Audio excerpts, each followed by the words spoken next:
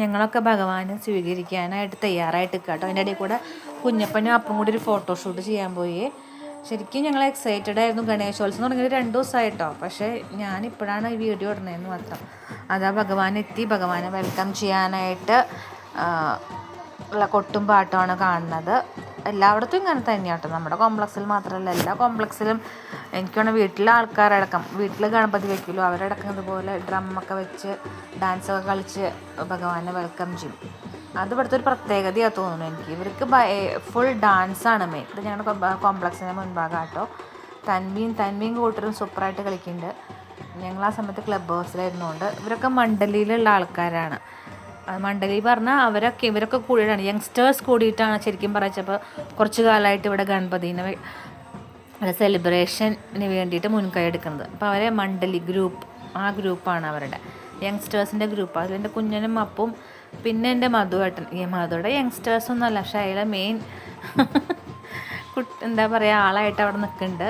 കുട്ടികൾക്കും വലിയ കുഴപ്പമില്ലാത്ത കാര്യം അവിടെ പിടിച്ച് നിൽക്കണു. അപ്പോൾ അവരൊക്കെയാണ് വലിയ ആൾക്കാർ. കുഞ്ഞപ്പനും അപ്പൊക്കെ ഡാൻസ് കളിച്ച് തളർന്ന് ക്ഷീണിച്ചിരിപ്പാണ്. ഞാനും എൻ്റെ തരത്തിലുള്ള കോൺട്രിബ്യൂഷൻ കൊടുക്കാൻ ശ്രമിക്കുന്നുണ്ട്. വൈറ്റ് കളർ സാരി ആയ കാരണം വല്ലാണ്ട് അണങ്ങിയില്ല. പിന്നെ എനിക്ക് പൂജ ചെയ്യണം. 25th വെഡ്ഡിങ് ആനിവേഴ്സറി ആയിരുന്നു ഞങ്ങളുടെ അന്ന്. അപ്പം ഞങ്ങൾക്കാണ് മണ്ഡലി പെർമിഷൻ തന്നു. അന്ന് പൂജ ചെയ്യാനുള്ള അവസരം ഞങ്ങൾക്ക് തന്നു. വലിയൊരു കാര്യമായിട്ട് വിചാരിക്കുന്നു. ഭഗവാനെ സ്വീകരിച്ച് വെൽക്കം ചെയ്ത് പൂജ ചെയ്യാനുള്ള ഒരു ഭാഗ്യം ഞങ്ങൾക്ക് കിട്ടി. അങ്ങനെ എത്തി കോംപ്ലക്സിൽ ഭഗവാനെയും കൊണ്ട് വണ്ടി. അതായത് കുഞ്ഞ് ഗണപതി, ഈ ഗണപതിനെയാണ് നമ്മൾ പൂജ ചെയ്യുക. അതായത് നമുക്ക് പൂജ ചെയ്യുക. നമ്മൾ ഭഗവാനെ ഉള്ളിലേക്ക് കോംപ്ലക്സിൻ്റെ ഉള്ളിലേക്ക് ക്ലബ് ഹൗസിൻ്റെ ഉള്ളിലേക്ക് കയറ്റിയാണ്. അവിടെയാണ് നമ്മൾ ഗണപതിനെ വയ്ക്കാറ്. അപ്പോൾ ഈ ഭഗവാനെ നമുക്ക് പൂജ ചെയ്യാൻ പറ്റും. മെയിൻ മൂർത്തിനെ ഉള്ളിൽ വയ്ക്കും. അങ്ങനെ 7 ദിവസമാണ് നമ്മൾ നമ്മുടെ കോംപ്ലക്സിൽ വെക്കേണ്ടത്.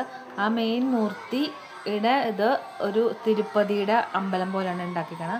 ഇതൊക്കെ ഇവർ കൂടിയിട്ടാണ് കേട്ടോ. രാവിലെയൊക്കെയാണ് വരിക.